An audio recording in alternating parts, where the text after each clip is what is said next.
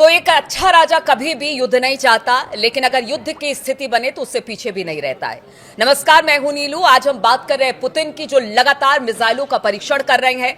Missile हो torpedo. अब एक ऐसा टॉर्पिडो जिसका परीक्षण पुतिन ने किया है, यानी कि रूस ने किया है, जो कि काफी खतरनाक है। किस तरह से ये समुद्र में हाहाकार मचा देगा दुश्मनों के लिए, किस तरह से ये दिक्कत पैदा कर सकता है। बातचीत करने के लिए मयंक मेरे साथ है। मयंक, क्या जरूरत पड़ गई पुतिन को कि लगातार कभी वो परमाणु मिसाइलों का परीक्षण करते हैं, कभी बड़ी रेंज की मिसाइलों का परीक्षण करते हैं, अब तो टॉर्पिडो का भी उन्होंने परीक्षण कर दिया है। इसके पीछे आप क्या देखते हैं, क्या वजह है कि इतने मतलब डेस्परेट होकर तरह तरह के मिसाइलें और टॉर्पिडो इनका परीक्षण लगातार पुतिन कर रहे हैं? देखिए, दो बातें हैं इसमें। तो पहली बात तो ये जो टॉर्पिडो है पोसाइडन, इसके बारे में थोड़ी सी जानकारी देना ज़रूरी है।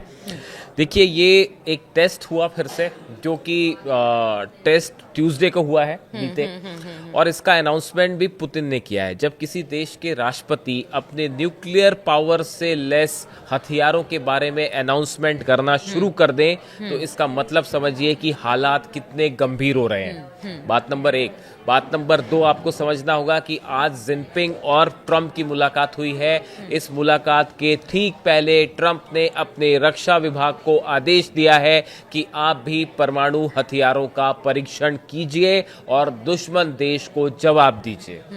यानी जिस बात की चर्चाएं आपने अक्सर सुनी होगी कि कोई बड़ा वॉर छिड़ सकता है रूस और अमेरिका के बीच, अब उसकी आहट सुनाई देने लगी है। ये जब पुतिन ने जो ये अनाउंसमेंट किए हैं, और ये सब की शुरुआत हुई है तब से, जब अमेरिका ने कहा यूक्रेन को कि हम आपको टॉम हॉक मिसाइल देने के लिए तैयार हैं, जिसके बाद रूस ने कहा कि अगर आप टॉम हॉक मिसाइल दे देते हैं तो इसे युद्ध का ऐलान माना जाएगा।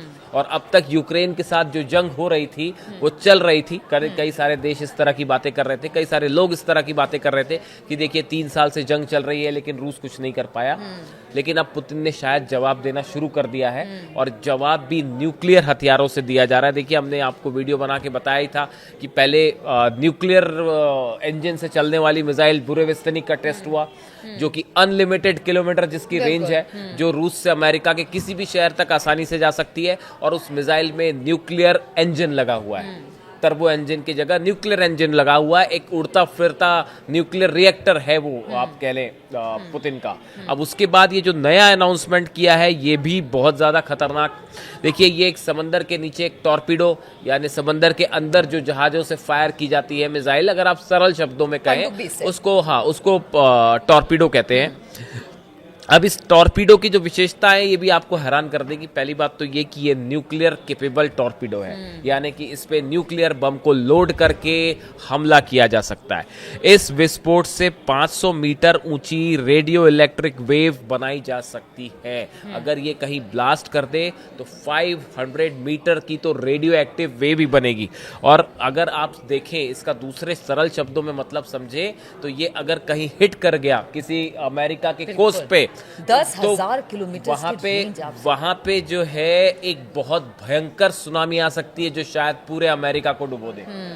अगर आपने फिल्मों में देखा होगा इस तरह से सुनामी वाली, आपने कई फिल्में देखी होंगी कि सुनामी की लहरें उठ रही हैं और वो पूरे शहर को तबाह कर देती है, देश को तबाह कर देती है। ये जो पुतिन का नया टॉर्पिडो है पेसोडियन, ये इतना कैपेबल है कि ये एक पूरी की पूरी सुनामी पैदा कर सकता है अगर समुद्र के अंदर इसमें विस्फोट हो जाए तो। इसमें खास बात है, इसमें बार बार ईंधन भरने की जरूरत नहीं है। बिल्कुल। ये न्यूक्लियर एनर्जी से चल रहा है, बिल्कुल वैसे ही जैसे मिसाइल चल रही थी। इसके अंदर भी एक न्यूक्लियर रिएक्टर की तरह ही इंजन लगा हुआ है, जो इसको पुश कर रहा है आगे, यानी इसकी रेंज भी बहुत ज्यादा होगी। यह पानी के भीतर करीब 185 किलोमीटर प्रति घंटे की रफ्तार से चल सकता है। 185 किलोमीटर पर आवर इसकी जो है वो स्पीड होगी। यह 300 फीट की गहराई तक जा सकता है। 3000 फीट की गहराई पर ट्रैवल कर सकता है। 185 किलोमीटर की रफ्तार से ट्रैवल कर सकता है। अधिकांश सोनार सिस्टम या मिसाइलें इस तक नहीं पहुंच सकती। देखिए, कोई भी सोनार सिस्टम या मिसाइल्स जो है वो इसको ट्रैक नहीं कर पाएंगी, बड़ा मुश्किल होगा।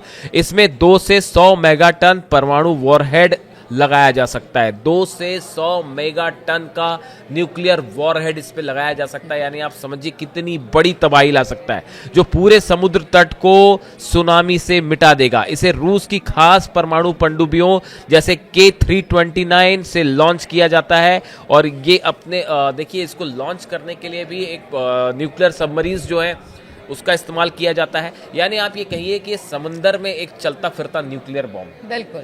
अब इसका टेस्ट भी करते हैं और पुतिन इसका अनाउंसमेंट करते हैं।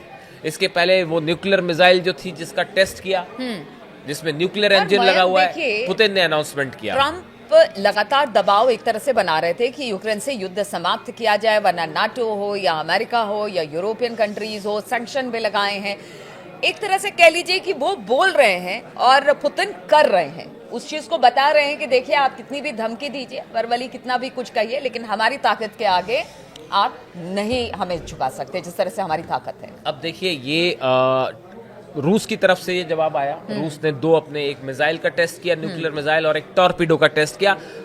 पुतिन का मैसेज बिल्कुल साफ, बिल्कुल अगर है, हाँ। आप किसी भी तरह से टॉम हॉक मिसाइल्स या लॉन्ग रेंज बैलिस्टिक मिसाइल्स रूस यूक्रेन को देते हैं तो ये एक्ट ऑफ वॉर माना जाएगा और जंग की शुरुआत मानी जाएगी। अब देखिए इसकी पूरी तैयारी जो है, और वो न्यूक्लियर लेवल की है। अब वो बैलिस्टिक मिसाइल्स वाला टाइम खत्म हो गया। बिल्कुल। आप नेक्स्ट स्टेप के वॉर पे एंटर कर गए। लेकिन इसमें एक बड़ी जो बात है जो एक्सपर्ट्स कह रहे हैं, और ये आज के डेवलपमेंट के बाद है, आज जो डोनाल्ड ट्रंप ने कहा है, जो आदेश दिया अपने रक्षा विभाग को कि पुतिन जिस तरह से, नाम नहीं लिया उन्होंने, एनिमी कंट्री उन्होंने कहा कि जिस तरह से दुश्मन देश जो है वो एक के बाद एक अपने परमाणु हथियारों का टेस्ट कर रहा है, वैसे आप भी उसके लिए तैयार रहिए। क्या अमेरिका भी किसी इस तरह की न्यूक्लियर मिसाइल का टेस्ट करने जा रहा है? और उससे भी बड़ी खबर, क्या पुतिन एक न्यूक्लियर टेस्ट कर सकते हैं, न्यूक्लियर बॉम्ब का टेस्ट कर सकते हैं? न्यूक्लियर मिसाइल या किसी टॉर्पीडो की बात नहीं है। ये बड़ा अंदेशा जताया जा रहा है कि जल्द ही एक ऐसी स्थिति आएगी कि आप देख रहे हैं कि रशिया ने एक बड़ा परमाणु परीक्षण किया।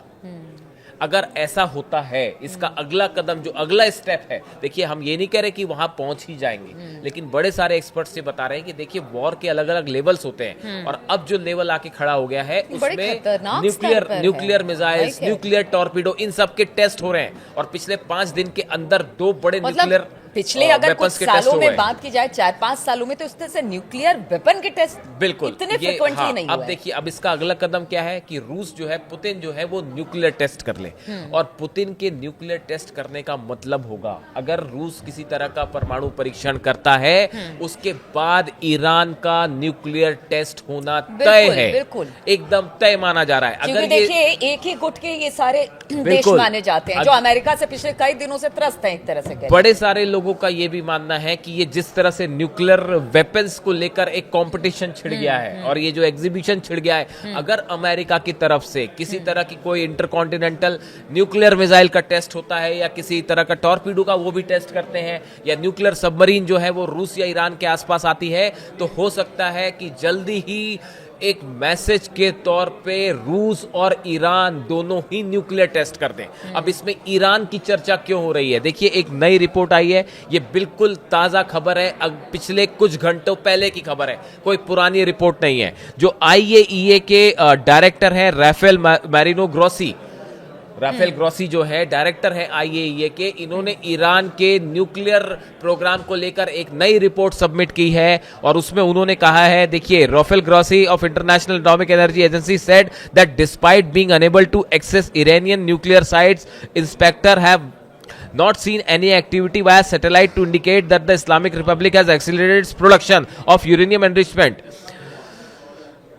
लेकिन उन्होंने ये कहा कि अभी जो है वो ये बात तो साबित नहीं हो पा रही है कि ईरान ने अपने जो न्यूक्लियर साइट्स हैं वहां पे किसी तरह का एनरिचमेंट शुरू किया है, लेकिन ईरान के कई सारे न्यूक्लियर प्रोग्राम्स के आसपास बड़ा मूवमेंट शुरू हो गया है।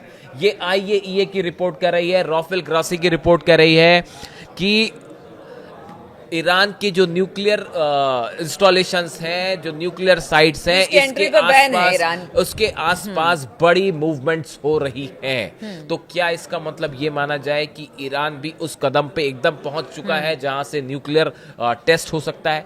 ये जो अमेरिका और रूस के बीच जो हालात हैं, जो अब एक न्यूक्लियर वॉर हेड की रेस तो ऑलरेडी शुरू हो गई है। देखिए, मिसाइल का टेस्ट होना, उसके बाद टॉर्पीडो का टेस्ट होना, अब अगला कदम यही बचता है कि रूस एक एटॉमिक धमाका कर दे, संदेश देने के लिए कि बस बात बहुत खत्म हुई, बात बहुत हुआ, बस करिए। अगर ऐसा कुछ और होता है, यूक्रेन युद्ध को भी रूस हमेशा यही कहता रहा कि देखिए, अब यूक्रेन पर कब्जा करना चाहता है रूस, और इसी वजह से उसका कहना है कि वो इतने लंबे समय तक इस युद्ध को खींचता रहा कि किसी तरह से यूक्रेन सरेंडर कर दे। लेकिन ऐसा नहीं हो, वो चाहता तो कल के कल, जैसे जो एक्सपर्ट भी कहते हैं कि रूस के पास इतने वेपन है, इतनी सारी चीजें, वो चाहता तो कल के कल यूक्रेन को खत्म कर सकता था। देखिए, ये सारी चीजें भी बहुत, इसीलिए बड़े सारे एक्सपर्ट कह रहे हैं कि जो 12 दिन की जंग हुई, ईरान पे जो हमला किया गया, इसने सब कुछ बदल के रख दिया।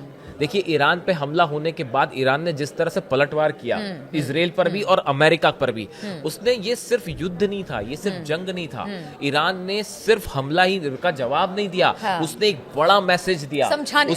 उसने अमेरिका को चैलेंज किया सीधा कि आप कितने पावरफुल क्यों ना हो, लेकिन हम आपसे कम नहीं है, हम आपको मुंह तोड़ जवाब देंगे। उसने इजराइल को जवाब दिया कि तुम्हारे पास कितने फाइटर जेट्स हो, कुछ हो, बट हम मिसाइलों से तुमको मुंह तोड़ जवाब दे सकते हैं। ये ईरान ने जो एक परसेप्शन था कि अमेरिकन हेजेमनी है या जो शक्तिशाली देश है, उसको खत्म करने के लिए एक सीधा संदेश दे दिया। हमने देखिए पहले भी अपने वीडियोस में बताया था कि जिसके बाद रूस को यह मैसेज गया, चीन को मैसेज गया, नॉर्थ कोरिया समेत पूरी दुनिया को मैसेज गया कि जब एक अकेला देश ईरान इतने बड़े देशों के साथ अकेला लड़ सकता है, तो बाकी के देश तो एकजुट होकर लड़ ही सकते हैं। और इसके बाद से ये जो वॉरहेड, ये जो युद्ध वाली कहानी है, ये पलट गई।